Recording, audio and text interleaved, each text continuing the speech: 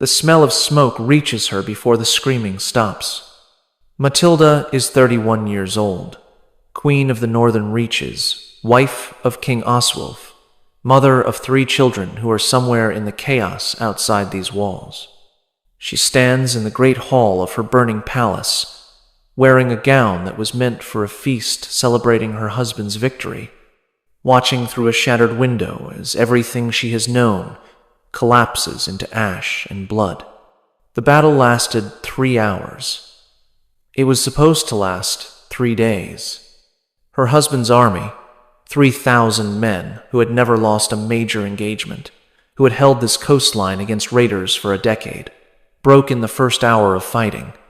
Not because the Northmen outnumbered them, though they did. Not because the Northmen had better weapons, though in some ways they did.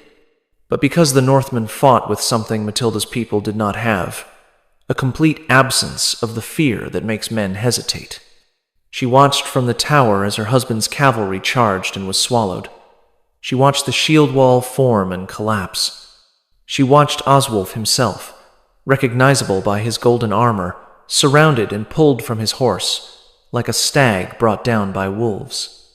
What they did to him while he was still alive, she saw only fragments of through the smoke, enough to understand, enough to know that death came slowly when the Northmen wanted it to. Now, the great hall is filling with smoke, and the doors are shuddering under the impact of axes, and Matilda stands motionless in the center of the room because there is nowhere to go. The secret passage her husband had built for exactly this situation collapsed when the East Tower fell. The guards who were supposed to protect her are dead in the courtyard. The servants who might have helped her escape fled hours ago. She is alone, unarmed, and wearing a crown that marks her as exactly what the men outside are looking for. The doors splinter. Through the gap she sees faces painted with symbols she does not recognize, eyes that reflect firelight with an intensity that seems inhuman. The first Northman through the door is enormous, half a head taller than any man in her husband's guard, his beard braided with silver rings that catch the light as he moves. He stops when he sees her. His eyes travel from her face to her crown to the rings on her fingers, assessing not her beauty or her terror, but her value. She is not a woman to him. She is a prize, a commodity, a symbol of victory that will be displayed and used and eventually disposed of according to customs she has heard whispered about but never fully believed. Behind him, more men pour into the hall. They do not touch her, not yet. They wait for the large man to speak, to claim, to decide. The hierarchy is clear even through her shock. This man commands, the others follow, and her fate depends entirely on what he determines she is worth. He speaks in a language she does not understand, harsh consonants and rolling vowels that sound like stones grinding together. The men around him laugh at whatever he said. One of them responds, gesturing at her crown. Another makes a motion she cannot interpret, but that makes the others laugh harder. The large man silences them with a look. He approaches her slowly, the way a hunter approaches a trapped animal, confident but alert for unexpected movement. He stops 3 feet away and studies her face with an attention that is somehow worse than violence would be. Drottning, he says. The word is unfamiliar, but its meaning is clear from context. Queen. He reaches out and removes the crown from her head. His hands are surprisingly gentle, almost ceremonial, as if the removal is a ritual rather than a theft. He examines the crown briefly, weighing it, assessing the gold and gems, then hands it to one of his men without looking. Then, he looks at her again, and his expression changes. Something shifts behind his eyes, some calculation completing, some decision being made. Frey ha gefur, he says. Whatever it means, it makes the men around him grow quiet. They look at her differently now, with something that might be fear, or might be reverence, or might be anticipation of something she cannot imagine. The large man takes her arm, his grip firm but not painful, and leads her out of the burning hall into a night lit by the flames of her kingdom's destruction. Around her, she sees women being dragged from buildings, children being sorted into groups, men being executed or bound depending on criteria she cannot determine. She sees her husband's body, or what remains of it, displayed on a pole near the main gate. She does not scream. She does not fight. She has watched enough of this night to understand that screaming and fighting accomplish nothing except hastening whatever comes next. She allows herself to be led toward the harbor, where ships with dragon prows wait in water that reflects fire like liquid metal.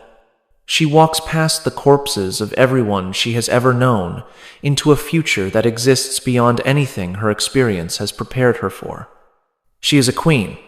She will learn what that means to the men who have taken her. She will learn what Vikings really did to capture royalty. And she will wish, many times in the months to come, that she had found a way to die in that burning hall. What you are about to learn has been systematically softened by centuries of scholarship that preferred to focus on Viking exploration and trade rather than Viking conquest and consumption. The sagas that survived were written by descendants who wanted their ancestors remembered as adventurers rather than predators. The archaeological evidence that tells a different story has been interpreted through frameworks designed to minimize what it actually reveals. Tonight, you will learn what the Norse sources themselves document about the treatment of captured royalty, not the sanitized versions that appear in children's books about fierce but honorable warriors. The actual practices, recorded in their own words, preserved in texts that scholars have traditionally translated with strategic omissions. You will learn about the ritual significance of royal captives, why queens and princesses were valued differently than common prisoners, what specific ceremonies awaited women of noble blood. You will learn about the thrall system that reduced human beings to categories of property, and the special category that existed for captives whose status made them useful for purposes beyond labor. You will learn about the blot, the sacred rituals that required specific types of offerings, and why royal women sometimes fulfilled requirements that animal sacrifice could not satisfy. You will learn about the practice of gifting high-status captives to gods, to jarls, to warriors who had distinguished themselves in battle. You will learn what the skalds meant when they sang of bed slaves of noble blood, what the laws meant when they specified different rules for thralls of royal origin, what the archaeological evidence of female remains in elite Viking graves actually indicates about the women buried there. You will learn why some captured queens were kept alive for decades, while others disappeared within days, and what determined which fate a woman received. You will learn about the children born from these arrangements, the bloodlines that merged conqueror and conquered in ways that the official histories preferred not to examine. Subscribe if you want to understand the reality behind the mythology. Comment below telling me where you are watching from. Because Matilda is being led to a ship right now, her arms still gripped by the man who claimed her, her future being determined by calculations she does not understand. And I am going to tell you exactly what happened to her. But before I reveal what the Vikings did to captured queens, before I explain the system that had been refined over centuries to extract specific value from royal women, I need to take you back. I need to show you how Viking society actually functioned, why they valued certain captives above all others, and what their own sources reveal about the fate of noble women who fell into their hands. Because you cannot understand what happened to Matilda without understanding the men who took her and the culture that shaped them. The Vikings were not a unified people or a single culture.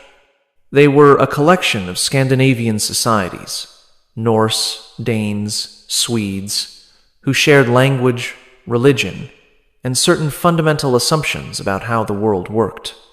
Among these assumptions was one that shaped everything they did, the belief that the universe was governed by fate, that outcomes were determined by forces beyond human control, and that the only appropriate response to this cosmic indifference was to seize what you could while you could seize it.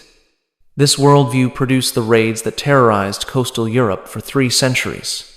It also produced a social system designed to process the wealth those raids generated, including the human wealth that often proved most valuable of all. The thrall system was slavery, but slavery with characteristics specific to Norse culture. Thralls were property, owned completely by their masters, with no rights that their owners were obligated to respect. They could be bought, sold, gifted, punished, used, and disposed of according to owner preference.